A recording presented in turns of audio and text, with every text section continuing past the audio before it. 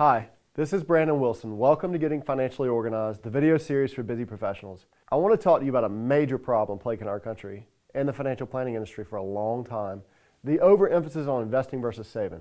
Now, you may be saying to yourself, Brandon, isn't that what you do? Help people like me invest money? And the simple answer is no. That's part of what I do. Listen up, because this is one reason why folks come to me for guidance as a financial educator. I quite often get asked, is there a difference between saving money and investing money? My answer is absolutely. They're not the same, and let me explain. Saving is the act of putting money away for a future expense or need. Though there can be some rate of return here, the focus is on the act of setting aside funds for use down the road. On the other hand, investing is intentionally positioning your money in a place where it can hopefully grow to earn you an elevated rate of return. Think of investing like this. It's money making money. What we want to focus on for this episode is the mindset. Think savings first, then investing. I'll show you a calculator I use with my clients called the Wealth Building Potential. I find that I learn more by seeing something rather than hearing about it. Back when I played linebacker at Presbyterian College, my coach explained with his words how to determine whether an opponent was going to run the ball or throw it. Yet, it wasn't until a lot of film study that it actually sunk in. With that in mind, let me show you the Wealth Building Potential calculator and how it works. I'm going to give you an example of two sisters, Martha Lou and Betty Sue.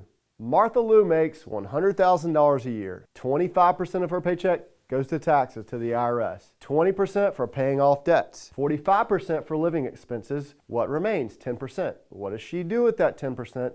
She invests it. She gets the equivalent of an 8% rate of return after taxes and fees. What's that leave her with in her account after 20 years? Wow, an account balance of close to $495,000. Now, let's look at old Betty Sue. She also makes $100,000 annually. 25% goes to taxes, just like her sister. But instead of 20% going toward paying off debt, she spends 15% toward her debt. Why? Betty Sue has lived more within her means. 40% is dedicated to living expenses, which leaves 20%. What does Betty Sue do with that 20%, which is $20,000, right? 20% of $100,000. She invests it, but only earns a 4% rate of return. The key thing here is she was able to save more. So who do you think is going to come out on top after 20 years? Well, the winner is Betty Sue at close to $620,000 in her account. That's about a 25% greater return than her sister because Betty Lou focused on the following: save first, invest second. Who would you rather be, Martha Lou or Betty Sue? I'm guessing the latter. Now, do you know what a CTA is? That's a call to action.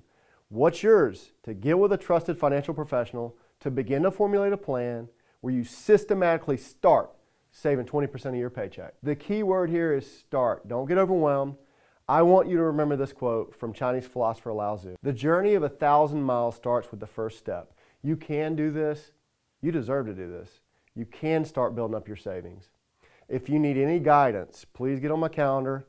Let's plug your numbers into the Wealth Building Potential calculator. Please email me at bwilson@cplanning.com to set up a time to chat. Thanks for watching. I'm Brandon Wilson.